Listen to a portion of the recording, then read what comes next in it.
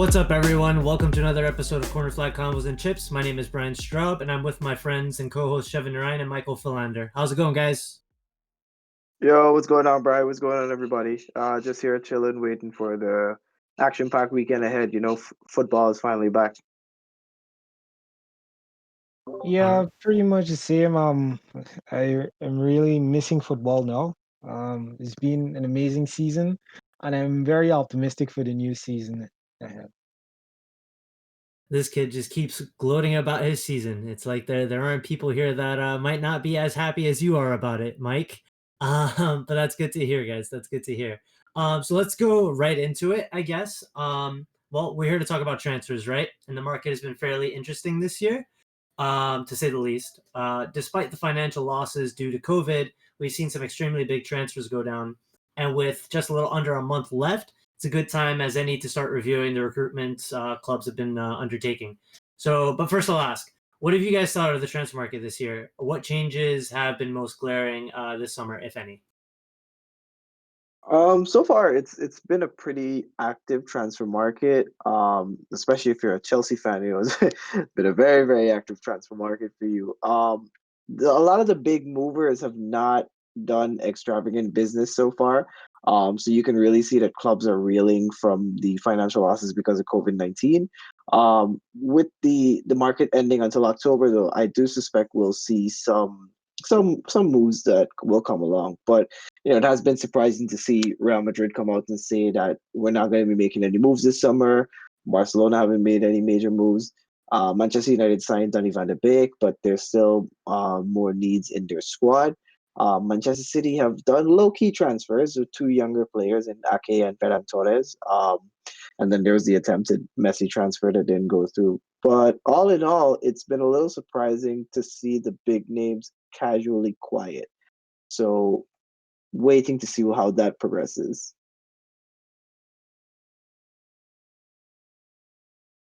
Yeah, well, the market generally is just a buy-in market, which like a lot of teams would actually appreciate, especially in these circumstances. This window was a nice window for teams looking to rebuild. I'm very surprised by the inactivity of Barcelona because after now you're going to start seeing ridiculous numbers, especially with the optimism that fans would be back at least at the ending of next season. So the revenue stream would start coming back in, and a lot of these teams, especially in Spain, who are in a heavy debt, will be forced to pay ridiculous prices for players. We've seen a lot of astute business going on. Players basically getting bought for nothing. Somebody like Ferran Torres in like the previous window probably would have gone for about 40 million, and this window is barely gone for 20 something million. So it's definitely a buyer's market, and buyers should be very happy. A lot of trade deals also you're getting to see, which is very interesting. I saw just today Inter had made an offer for Kante, and it's like the window is just every single thing is in the buyer's favor. All right, awesome. So let's move on to our first transferee, I guess, of the episode, and you guys already mentioned him, Ferran Torres, a name that's been catching some traction outside the realms of La Liga for some time now. He's just sealed a move to Manchester City, as you guys have mentioned, likely a replacement for the outgoing Leroy Sané, who's headed to Bayern, to Mike's pleasure, obviously. So just like you guys mentioned, City are paying around $25 million, I believe the price was for the player. And he's coming off of a 10-goal, 17-assist season in all competitions, which is ludicrous, especially in this market, to get him for that price, like you guys mentioned. It makes me a bit sad, too, because he was a target for Dortmund as well. From what I've seen, he was an extremely skillful player for Valencia this season. Very good on the dribble in 1v1 scenarios and seems to have a half decent cross on him too. He's got a bit of a disciplinary record on him though, with 10 yellow cards, which you I guess wouldn't really expect from a winger. But that'll suit him just fine, I guess, in the Premier League, which is generally a much more physical league as well. So Torres boasts an average pass success percentage of 81.9%, which is pretty good considering most of his passes are offensively oriented in the final third. He averaged around 1.6 key passes per game in all competitions, which further underlines his ability to create and put the ball where it needs to be at the right time for dangerous attacks to occur. He's also quite good at knowing when to drop a bit deeper and more centrally to allow for productive overlap and for that sort of play to occur. So his awareness is pretty good on the pitch for someone so young. Overall, I would say Valencia are losing an immensely promising attacker. But what do you guys think? Considering City are losing Sané to Bayern, will Torres be able to fill those shoes? And what sort of minutes do you guys expect him to get in City's first team? Yeah, I've been watching Torres for a couple of years now at Valencia since I follow so much La Liga. It is key to note though. You did mention that he went on a quite a low transfer fee, about £25 million, I think it was actually. The problem with that is key to note that Valencia right now are going through a fire sale of their major assets. For whatever reason, Peter Lim has decided to completely blow it up, as they say in basketball terms. I don't understand why, but Ferran Torres going was a major sign. Rodrigo went to Leeds. Dani Parejo, Francis Coquelin have all both left already, and it's expected that everyone in the first team is up for sale. So if this is a summer you're targeting a Valencia player, it's an excellent summer to get them for a cutthroat price. On Torres itself, everything you did bring to light about his technique and his game is worth mentioning. He's a very creative player in the half spaces once he gets between a fullback and a midfielder. And he loves to come inside on the fullback and try to take on center backs and push crosses in towards whether low crosses or mid body crosses. He is a special talent. His end product does need a little bit of work sometimes because he has been guilty of trying to overplay sometimes in the creative positions. And as a young player, your finishing can always be better. But I do see Torres fitting in well at City, especially considering that Sane is gone. All he would need to do within this first season is provide ample support and coverage for Riyad Mahrez and Raheem Sterling because City right now have two true wingers. Sterling's a hybrid because he can be a true winger or an inverted winger, and Torres who can also do both. Mahrez can possibly do both, but I've rarely ever seen him play as a true winger. He's best known for his ability to just chop inside on his left foot and make it work as an inverted winger. So Pep often like to use Sane as that true winger to stretch back lines quite often instead of like trying to cut inside and generate more narrowness. Sometimes he does like his wingers to bomb forward and just create and make the field as wide as possible. So I do see Torres filling in either that capacity or an inverted capacity to create from wide. And the thing to note is that most City transfers usually take about a year to bed in properly and really hit the ground running. We've seen this with Bernardo Silva. Hopefully for City fans, they see it with Rodri. We've seen it with Mahrez recently, who was sensational last year, but not so good in his first year. So the key thing for Torres is to go in there, to bed in as quickly as possible and try to hit the ground running in his first season rather than his second one. But all in all, for the price, I think it'll end up being a success no matter how his first season goes. You mentioned Bernardo Silva as well. Isn't he generally played? Well, not generally, I guess, but isn't he frequently played on the wing as well? So wouldn't he technically be competition for Torres as well on that wing? He has Bernardo has played in a wing capacity as well. He's even played as a false nine. But I think with the departure of David Silva, I do expect Bernardo Silva to really assume that space in the 4-3-3. That's assuming Pep actually plays the 4-3-3. Sorry. And with Pep, you never have any idea what he's going to play. Sometimes it might be a three, it might be a 3-3-1-3 or something like that. So we'll have to wait and see. But I do expect Torres to feature more often on the wing, with Bernardo Silva possibly moving in deeper. It's up for grabs on how City's first lineup of the season will go because Aguero has only recently had surgery, so he's definitely not going to be fit and ready to start. And KDB has been sensational, so he's an automatic selection. So City have a lot of attacking talent, and to balance it out is going to be interesting to see what Pep puts out on the field on opening day. I believe from an introspective position, I would have like if I was Torres's agent, I would have not advised him to go to City. Ferran Torres has great potential, and I don't believe there is too much cluster, like almost a bottleneck in City's attack, because like we were saying that Bernardo Silva might go central. Phil Foden is also there, and he actually played very well to the ending of last season. So I think Pep it would be criminal on Pep to not give him an opportunity to show us what he's actually made of now that David Silva is actually gone. Bernardo, I think Bernardo's best position is actually on the wing. And again, it creates a situation that might be difficult for Ferran Torres to actually get into this side. I think like Ferran Torres could have gone to a team let's say Arsenal, which they would have been a lot Who wants to go better there, Mike? position. Well, that's true because they crap anyhow. But like, William, the yeah, but William, the reason why William went there is because Chelsea don't want him anymore. So it's not like anything, but we'll have to see how the season actually plays out. I think Ferran Torres is a very talented player, and he's like the je ne sais quoi type player. Because when you actually get a winger that has good creation numbers and relatively good goal numbers is something special right there. That's why I actually like the Sane move to Bayern because he's a good creator along with also a good scorer. So I really wish him well, but like for personal thing, I would have not actually went to Manchester City.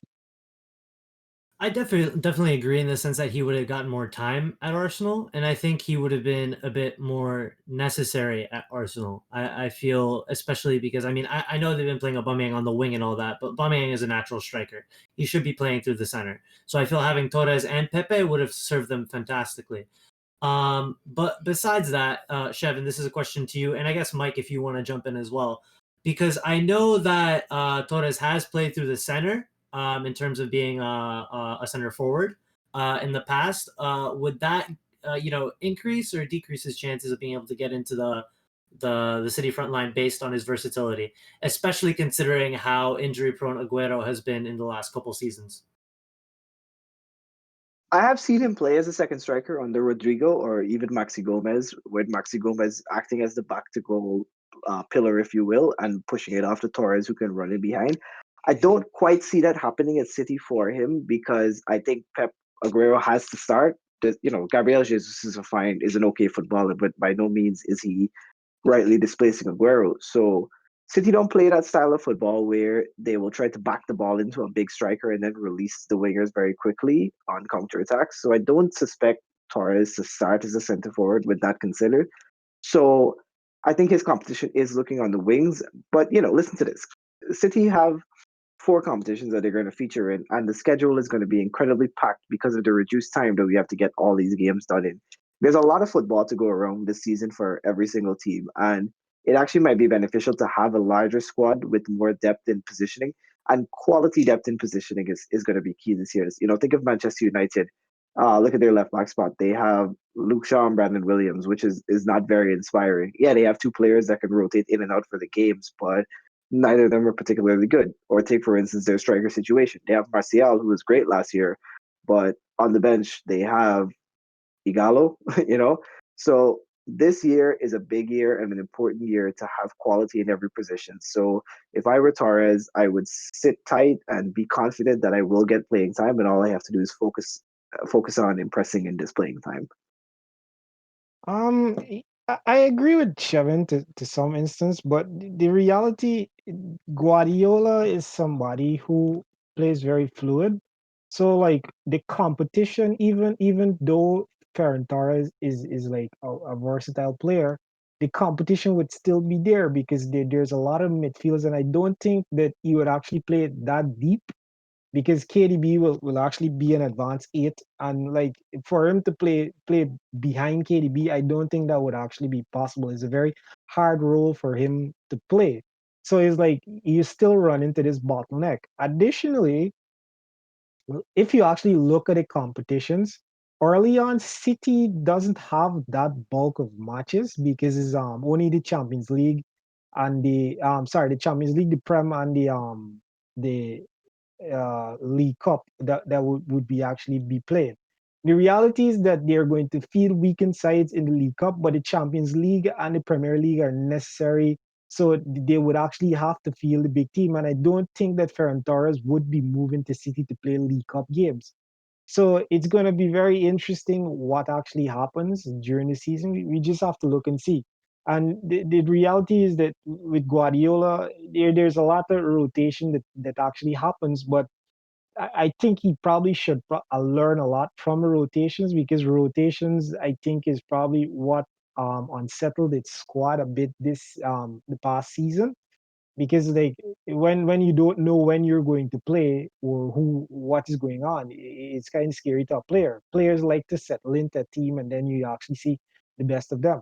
So it's going to be a very interesting season, and I wish Ferran Torres well, but again, I wouldn't, as a player, I would not make that move. All right, very differing opinions there. Well, let's see where it goes. He is a very exciting player, and I do hope he gets the time, despite me being, I guess, a little skeptical on it. But yeah, let's see. Let's see where it goes and how he adapts to the league. Moving on, Mike. Let's move on to you. What player are we going to be discussing on your end? So yeah, the player that I actually selected is based on a lot of criteria that I actually looked at. Like off the bat, I would probably say Leroy Sané is a signing of the season because of the value that you actually getting for the player. But the reality is that Leroy Sané is actually a luxury player because Bayern, we're treble winners and so on. Our team is already solid, so it wasn't like all of that necessary to get Sané, but the opportunity presented itself, so we did. So I'll actually look at Tottenham, and I think that Pierre-Emile Højbjerg is actually a very good player that was picked up. When you look at Tottenham last season, the biggest frailty in the team was that they didn't really had any solid defensive midfielder, or defensive-minded midfielder. Imagine teams were coming against Harry Winks when it comes to the midfield. Like they got these like now you have some very physical midfielders just bullying Harry Winks and so on.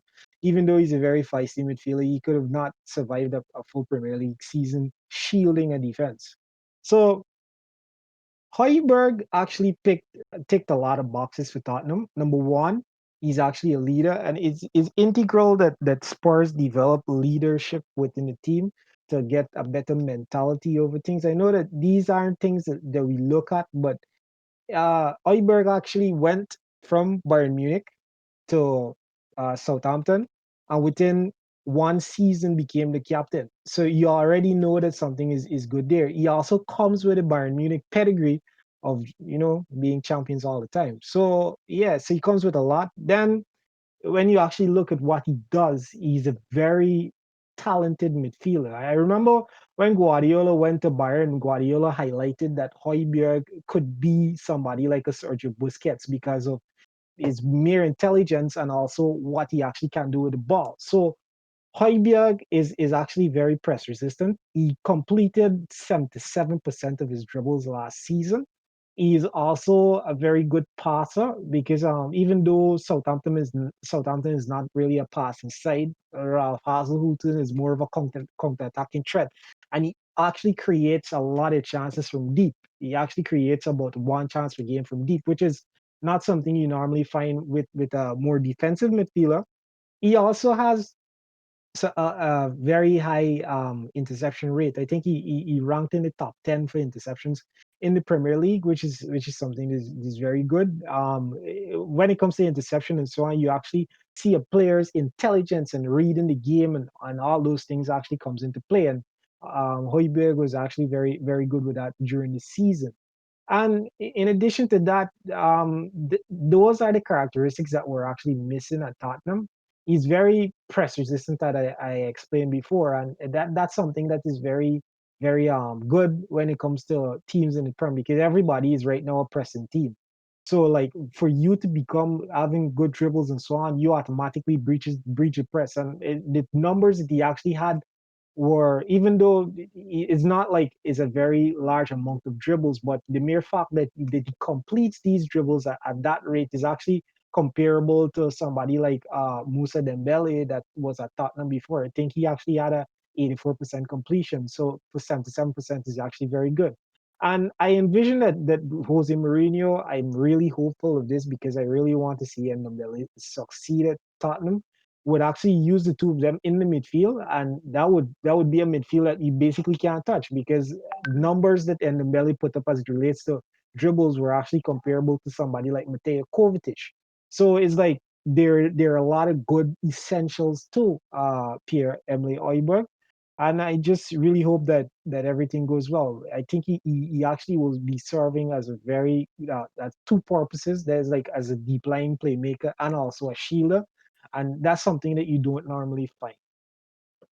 Awesome. So Højbjerg definitely is a player that I know much about, but obviously him coming from Bayern, I figured you'd have quite a good idea of what sort of player we're dealing with here. But I know he from at least from the stats that I've been able to read, that he's, like you said, pretty good at recycling the ball. He's basically a strong arm in the midfield and gets your team possession. With regards to the stats you were mentioning in terms of his recycling possession and all that, he was only behind Paul Pogba last season in terms of possession regains in the middle of the park. So it's 5.96 per game, basically. You've already mentioned that this is the type of player that Tottenham, I guess, needs going into the next season. Do you also believe that he'll be able to fit in midfield with Ndombele as well, or do you feel that Ndombele is on his way out with this signing? Well, I don't believe Ndombele is on his way out with this signing, especially. This signing is like a special signing. As it relates to the ball recovery, I think he was actually the best as in total, like ball recoveries that actually collected during the last season. And the situation with him, he comes in as a shielder. He's just there to do the dirty side of the defensive work. He also has a very high tackle rate. I think he averages 2.4 per game, which is something else that's very good. The reality is that Ndombele is a more creative midfielder. He's not really the person who's going to actually help the shield, but it isn't a situation where he isn't good at that, but he can do it. But it's just that it's not something that he actually is supposed to be doing. If you understand what I mean. So it's more like and Højbjerg is like a Kante, and Ndombele is more like a Kovacic. So that's what differentiates the two of them. I must also add that I don't know what Jose Mourinho will do. As it relates to Ndombele, I have heard from credible sources that he would not be leaving this season, which is something that I really like because Shevin would know I really like Ndombele as a player, and I really hope that we can get a lot out of it because this midfield that if we get if we do what we're supposed to do, a midfield of Ndombele, Giovanni Lo Celso, and Højbjerg, it should be a formidable midfield for at least a good 5-year period. And I really hope that they actually click. So we all have to really wait and see what Mourinho does. But the situation with Ndombele, I had a lot of fitness problems. I see that he's actually reduced weight significantly. So I hope that that's a sign that he will actually push a lot this season. I was gonna say that Højbjerg and Ndombele kind of reminds me of Højbjerg Ward Prowse, with the way that Højbjerg can just get the ball back off of an opposition player and quickly shift it onto a more talented, well, not necessarily more talented, but a more creative-minded midfielder. At Southampton, he did it with Ward Prowse and sometimes Tadic as well too. So the quicker he can get that ball back for Spurs in the middle of the park and transition it quickly to Ndombele, Son, Lucas Moura, either one doesn't matter, or even Dele Alli, doesn't matter which one. The faster play can develop for Tottenham, and Mourinho is one of those guys that likes to progress quickly from back to front in a very vertical fashion. So, for £15 million, this is an excellent signing from Spurs, and I think, like Michael pointed out, he's something that they needed in the middle of the park because I've never been quite convinced of Harry Winks, and especially as a holding midfielder, I don't think that it is his best position. On top of the fact that I don't rate him very highly, so Spurs were in need of somebody to do the dirty work, as Michael pointed out, and to get the ball faster and rapidly to their more creative-minded players. All right, all right. Well, let's hope he as well, just like Ferran Torres does well with his new club. He has a bit more Premier League experience, and he has that grit that you really expect from a Premier League player. So I do expect him to be helpful to that Tottenham midfield. All right, let's move on. Last but not least, Chev, what's the final player that we're going to be talking about? I'm going to talk about, in my opinion, now Chelsea have been very expansive. They've done a lot of expensive business this summer. In my opinion, they did their best signing first. And I will talk about Hakim Ziyech here and why he is a success factor for Chelsea. And yeah, I understand there's the hype around Timo Werner because of the year he had in the Bundesliga. and Kai Havertz because of the price they paid. But Ziyech is the most low key of the big signings because the Eredivisie stopped and it didn't continue, so we didn't get to see him upon return. But let me sell you on why Ziyech for 40 million euros is Chelsea's best signing of the summer. Now, Ziyech is a fantastic attacking and creative midfielder who is quite capable of operating off the right hand side or as a central attacking midfielder, even as an advanced eight, as you would sometimes see Martin Odegaard deploying. So he is very multifaceted and he does give Chelsea a lot of dimension. And dimension and diversity is going to be big for Lampard this year, considering the sheer amount of attacking talent that he has at his disposal. He has to find a way to juggle every single piece at certain times and where to play players. And I think this will benefit Ziyech the most because of his versatility. And you have a guy like Timo Werner who, yes, he can play as a centre forward, no centre forward, but he's best known for coming in off the left with a striker ahead of him, such as Yusuf Poulsen. So would he function with Tammy Abraham or without Tammy Abraham is up to Lampard's debate. Kai Havertz, on the other hand, is quite known to be a central attacking midfielder, maybe very briefly a right winger at times. He even played as a false nine in the restart under Peter Bosz. So, again, he has versatility, but he is competing in stacked positions. Whereas Ziyech now, you have the right wing of Chelsea, where Willian has recently departed. So that was their best winger in the squad, beside the outstanding performances of Christian Pulisic towards the end of last season. So that looks like an automatic starting berth for him because Callum Hudson-Odoi has really not kicked on his Chelsea career since that injury he had and since the Bayern link fell through. So his position is up for grabs, and I feel like Ziyech is going to go in there and take it. Let me just run you through the numbers, very quickly. Last year in the Eredivisie for Ajax, he had started 21 games. He had 6 goals and 13 assists. Now, these aren't insane numbers or incredible numbers, but Ziyech did play quite often as an advanced eight or coming in off the wing to quickly progress the ball to somebody like David Neres or into the feet of Dusan Tadic, who quite often made the final pass. So his key passes are quite high as well, but I couldn't find the exact stat on FBref, unfortunately, because it doesn't seem like they cover as much Eredivisie as they do other leagues. Ziyech does put 34% of his shots on target, and he takes about 5 shots on target to score a goal. Not the most productive, but in a Chelsea side that's going to have somebody like Timo Werner, somebody like Kai Havertz, even Tammy Abraham is somewhat productive. He doesn't necessarily need to go into the squad and be a shooter. Now, the guy that I think might get shafted by the Ziyech edition is Mason Mount. It is key to note that Mason Mount had a very good year, but it is a very caveated year because the thing about Mason Mount is that he received a lot of praise when Chelsea were playing well. And as soon as they hit that mid-season slump of form, I think towards January, December time, I can't quite remember the exact dates, but there was a period of time where Lampard was really, really struggling. Chelsea, a lot of the blame rested on the shoulders of Mason Mount and the fact that he's not as creative or he's not that killer instinct. So Mason Mount, the problem with him last year was, yes, he came on the scene and surprised people, which is perfectly fine. He's 19, 20 years old, playing his first season of Premier League football under an amateur manager. So any performance that he puts in early on would have surprised people.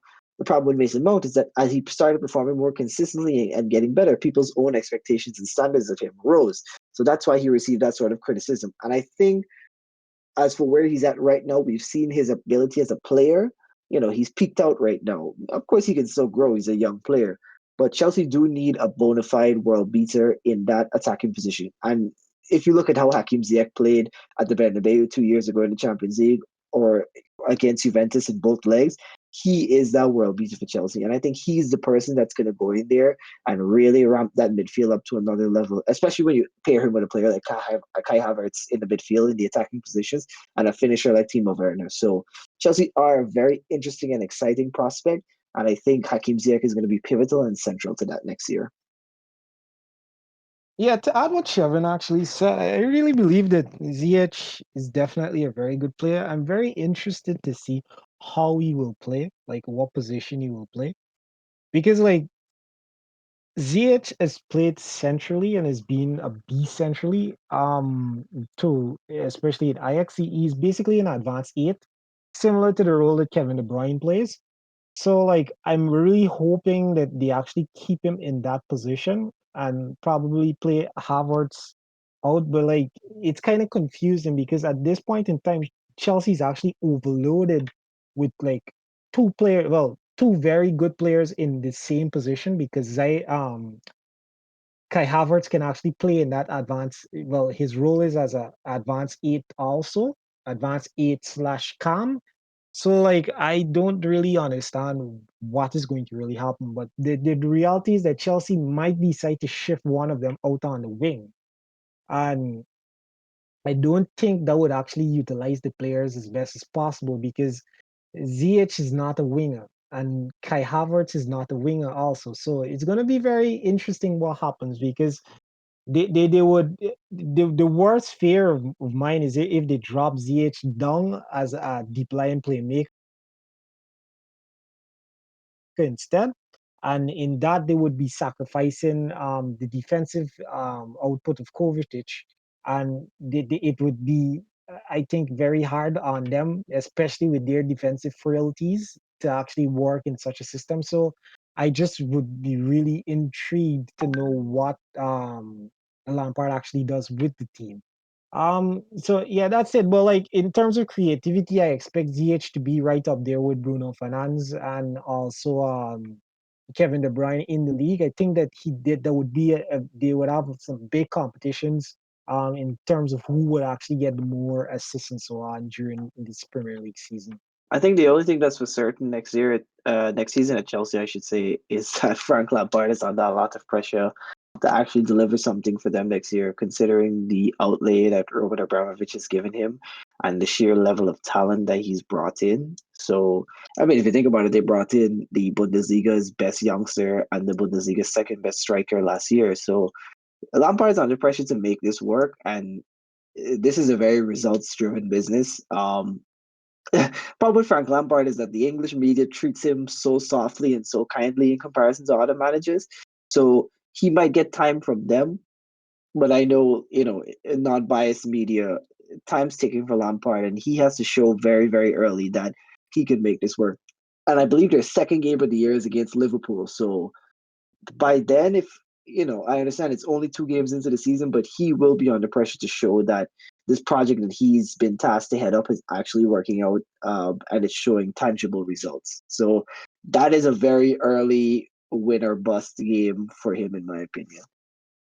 Well, I actually disagree. I don't think that he would actually be under any type of pressure this season because even though he spent a lot of money, there isn't a lot of expectations from Chelsea. Like for instance, I know certainly a lot of persons don't predict Chelsea is going to actually compete with Liverpool to win the league. Most people are saying they're concrete at third.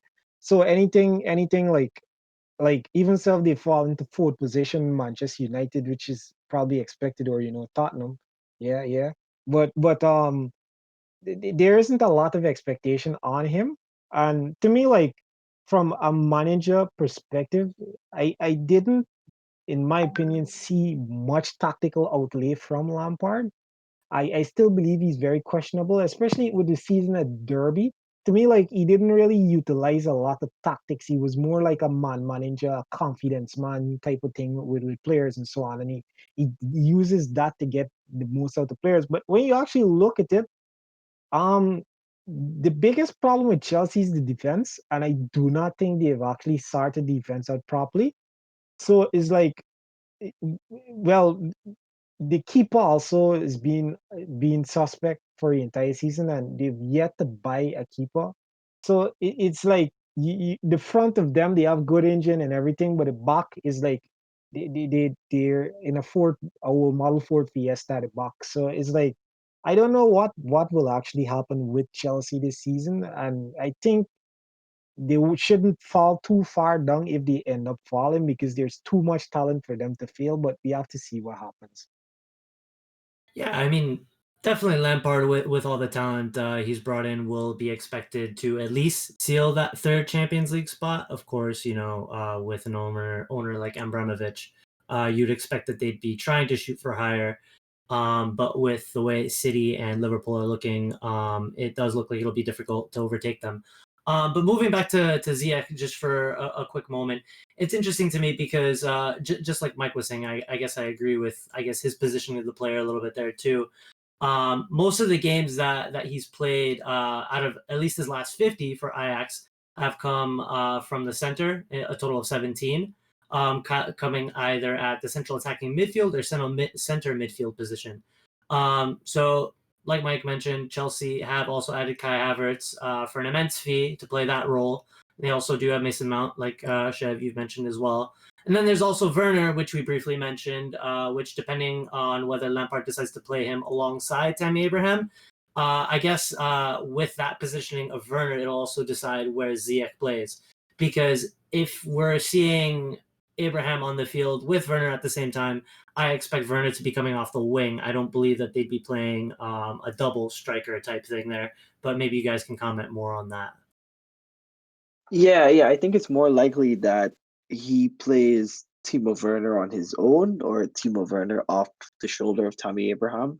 I don't see him playing two strikers, which is quite confusing. Like I understand Timo Werner is a fantastic addition, but the best position for him would displace Christian Pulisic, who was probably their best player in Project Restart. So it is a lot to juggle for him. He has a lot of chess pieces to really move around and stick in the right places because, like I said, how are you going to fit Ziyech in with Havertz when their best positions are the same?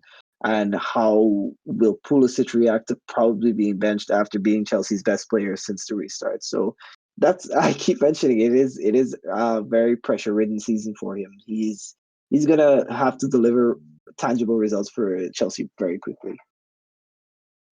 From a tactical standpoint, the only formation I see that would like actually encompass every single thing that is in Chelsea is the what they call a Christmas tree formation, where you have one at the top, then two, then three, and then you have the four behind. So like I don't know if that is really the plan, but I haven't seen a Christmas tree formation in a very long time, so it's going to be very interesting.